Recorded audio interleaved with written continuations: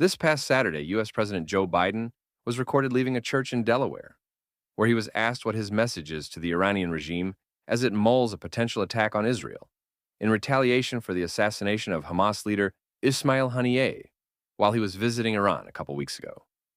Biden replied with one word: don't. You may recall that it was this same single word, which Biden used shortly after October 7th, at the time directed to the Lebanon-based Islamist terror group and Iran's main proxy, Hezbollah. The U.S. also quickly relocated a battleship to the region as a display of American support with Israel. This display was genuinely appreciated in Israel, but Biden's don't strategy has done absolutely nothing to stop Hezbollah from shelling Israel with rockets, missiles, and suicide drones on a near-daily basis since October 8th, leaving some 80,000 Israelis displaced from their homes in northern Israel on the border with Lebanon. And just a few hours after Biden repeated his cute yet meaningless "don't" tagline this past Saturday, a report broke that Iran is likely to carry out a retributive attack on Israel in the coming days. These events underscore a far more concerning reality, one in which American deterrence has been tremendously downgraded under the two most recent Democrats in the White House, Biden and, before him, Barack Obama. Hence why the battleship that Biden sent to the Mediterranean shortly after October 7th did nothing but wade water for a couple of months before sailing off to somewhere else in January, while Hezbollah has exponentially increased their attacks on Israel, many of which deliberately target Israeli civilians. The other main party in America, the Republicans, is partly to blame for this too. The two Middle East wars that the Republicans dragged the U.S. and other countries into in the 2000s made the Democrats' platform anti-war at virtually all costs.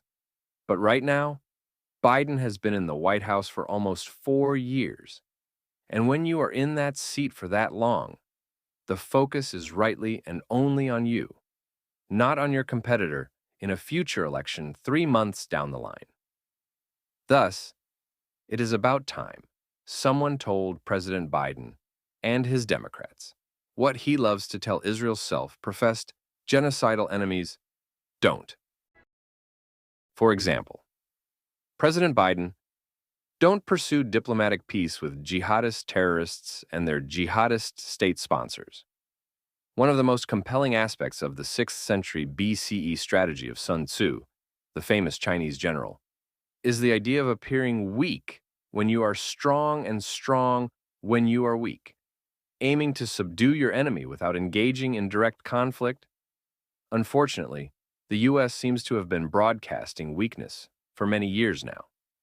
For example, Biden and his administration are quick to assure the world that the U.S. and Israel are not seeking war with Hezbollah and Iran, the chief sponsor of Hezbollah and Hamas, emphasizing a preference for diplomacy. This statement, however, is being misconstrued by Hamas, Hezbollah, and Iran as a sign of weakness rather than a strategic position aimed at avoiding escalation. This U.S.-led strategy, which Israel is forced to follow, appears to be a matter of happenstance rather than deliberate design. The Biden administration, convinced that their posture of restraint will prevent full-scale war, are unintentionally encouraging further aggression. The paradox becomes evident when we consider historical patterns. Efforts at diplomatic peace with the Palestinians and their allies, such as Iran and Hezbollah, during the last 30 years have led to more conflict and less peace. Israel's profound experience has shown that the Western world's, enemies interpret these gestures as signs of weakness rather than steps toward genuine peace. The consistent outcome has been increased aggression and a perception of Israel as vulnerable and unprepared for substantial conflict, backed by an American government that has been micromanaging the Israel-Hamas-Hezbollah war and effectively forcing the Israelis to fight with two hands behind their backs. In other words, actions that have weakness written all over them.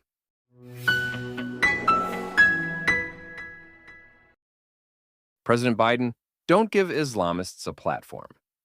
In February, several senior Biden administration officials met with Osama Siblani, a Michigan-based publisher of the Arab American News, who has praised Hamas and Hezbollah and claimed the U.S. government was, quote, bought by the Zionist lobby. The meeting came after thousands of Arabs and Muslims in Michigan, a consequential swing state in the upcoming presidential election, have been dubbing Biden Genocide Joe for his handling of the Israel-Hamas-Hezbollah war. Of course, there is no genocide taking place in this war, and the only parties that have genocidal aims as a matter of policy and record are these Arab and Muslim Americans, quote-unquote, brothers and sisters, who run Hamas and Hezbollah. Anyone who understands politics knows that there are no free lunches. Whatever the Biden administration and his successor, Kamala Harris, have been promising these Arab and Muslim Americans behind closed doors will surely hurt American Jewish communities, no less the U.S.-Israel relationship, in the coming years. More on the reasons why below. Also this year, National Security Advisor Jake Sullivan, quote-unquote, randomly promoted Maher Bitar to a new position on the U.S. National Security Council. Bitar is a former anti-Israeli activist of Palestinian descent who has hosted conferences praising Islamic terrorism, jihad, in other words. And now this man is on the U.S. National Security Council. Yes, you heard that correctly.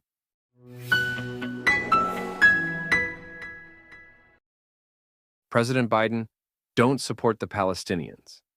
It seems that the Americans preach all the time about the importance of democracy, human rights and liberties, and peace and prosperity for countries across the world. They incessantly talk about how we, the West, must oppose these tyrannical Russian, North Korean, and even Chinese regimes.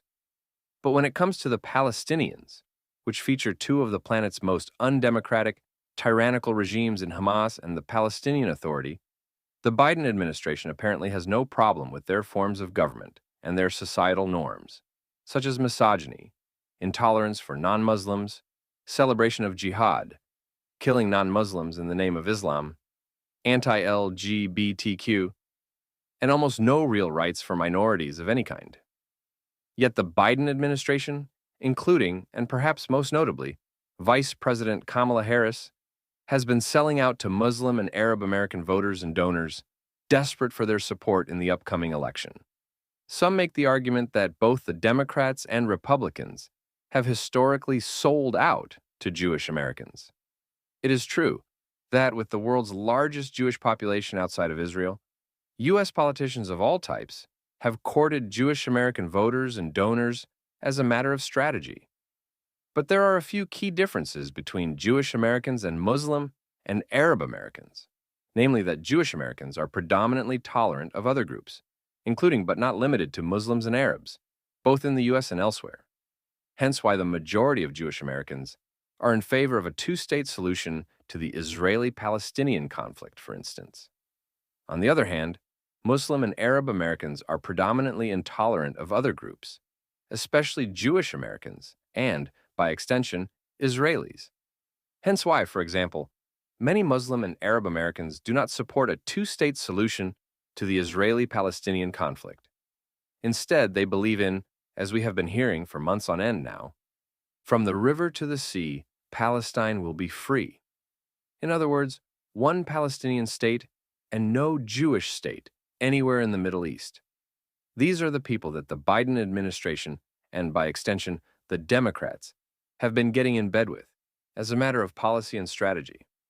May God bless all of us Jewish Americans.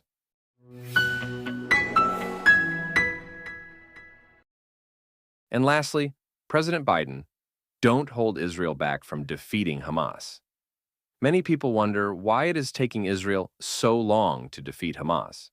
But those paying close attention know that one of the main reasons is how Biden's administration has micromanaged Israel's strategy, plans of action, and operations from the first days of this war, using plenty of leverage against the Jewish state so as not to agitate American progressives, Arabs, and Muslims, virtually the only groups in the U.S. that do not support Israel's response to October 7th.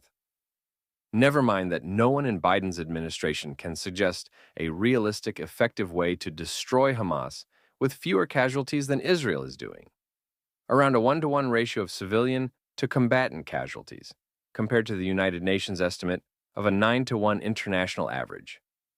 Ultimately, this means that no one in Biden's administration, or at least no one among the main decision makers, truly agrees that Hamas must be destroyed, even though it continues to present a serious threat to one of America's greatest allies, so long as Hamas exists as a military and governing force in Gaza. Those who want the Islamist, genocidal terrorist group Hamas to survive, if not in intention, then in outcome, are the ones who are immoral, not Israel. The Biden administration, including Vice President Kamala Harris this past weekend, keeps blabbing about, quote, far too many Palestinian civilians who have been killed since October 7th, as if there is a number that would be acceptable. Unless you want to be a grade A hypocrite, you cannot in one breath declare that Israel has a right to defend itself, and in another breath imply that the only possible way for Israel to defend itself against human shield-wielding terrorists is nowhere near good enough. And yet, Israel has reportedly achieved a beyond impressive 1-to-1 ratio of civilian to combatant casualties, while regularly fighting in Gaza's densely populated urban areas against jihadists who habitually use human shields and hide behind civilian infrastructure. This Israeli performance will be studied by armies across the world, including the American one, for years to come. Just don't, I repeat, don't, tell Biden and his administration that.